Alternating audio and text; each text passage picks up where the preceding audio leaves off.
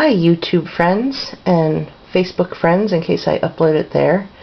I'm so excited because I finally finished a coloring book. It's a miracle. Of course, it's the shortest coloring book ever. This is Johanna Basford's Flourish, which she published last year in the midst of the coronavirus as a free publication for anybody who wanted it. And it's only approximately 14 pages total, so it was pretty easy to get done, and I did it. So here's the title page, obviously, Flourish, a mini inky adventure. And by the way, I used Prismacolor Premier pencils throughout this whole book, except for one page, and I'll talk about that when I get there. So just a couple of little elements on this page, and I used some metallic gel pen as well. A nice little floral wreath, very vibrant. And I went pretty vibrant with my colors in this book, more than I usually do in regular life, as it were. And I really like this picture of the island poking out of the sea with the little castle on top and the boat coming up with supplies. I really like this one. This was one of the first ones I did, actually, because I didn't do the pages in order. I did them, randomly, whatever I felt like coloring at that time. And here's the little mushroom house or toadstool house. I imagine some little fairy lives in there and comes home every day and puts his little feet up and lights his fire and has his food. Yeah, I have a whole a whole rich fantasy life. Actually, this might be the very first one I did, the 4 birds. And I did I don't know if this is accurate, but I did a blue jay, an oriole, don't remember, maybe a goldfinch, and that might be a gray tit. I can't remember, honestly. I tried to base them on actual birds, but I like the way that came out. This one is the one that's different in terms of the pencils used. Instead of Prismacolors, I was testing out some Derwent Pro Colors and Derwent Color Soft pencils. I got a small batch of each of those because I wanted to see what they felt like, what they worked like. I do not like the Pro Colors at all, and I have listed them in my on eBay so that somebody will buy them. There's just 12 pencils. But I do like the Color Soft. They're pretty nice. The Pro Color, they're just too hard for my taste and scratchy, so I have to pass on those. But this was a riot of color, and again, I don't normally go crazy like this, but I thought I would for this one since I was testing out the pencils. And then we have the one that a lot of people started with last year, all these little vignettes. There are 15 little tiny pictures, and it was nice because I could color one and then stop, and the next day come back and color another one, and so on. And I ended up putting this border all the way around each of them, and the little, circles or whatever at the corners.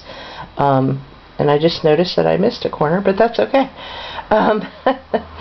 So I really like all the little tiny pictures within the larger picture.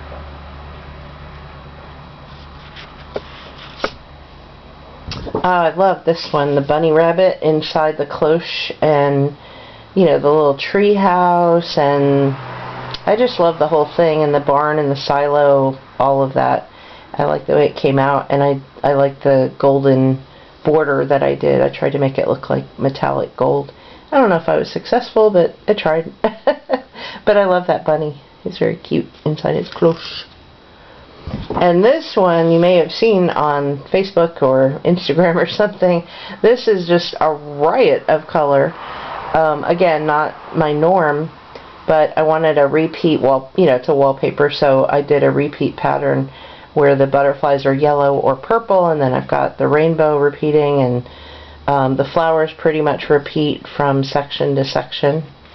So that was a pain. I was blind by the time I finished that. And then we've got a sea turtle.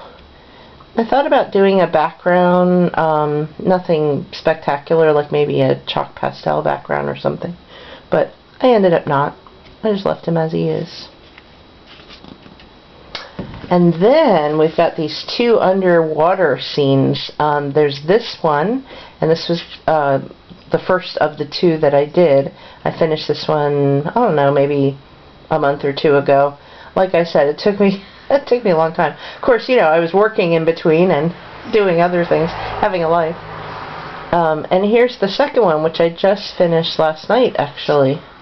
My goal was to finish it before the end of March because Johanna Basford's new book, Worlds of Wonder, comes out March 30th here in the U.S.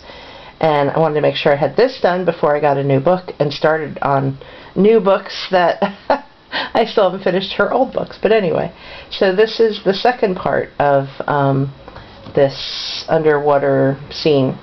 So I don't have a neat zoom out, zoom in thing. So here's the first page and the second page, and they could line up side by side. And in the book, they do line up side by side. She has it as a double page spread. And finally, my pink bee.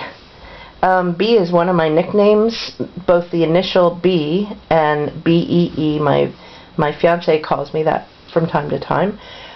So I love bees, and I loved coloring this bee.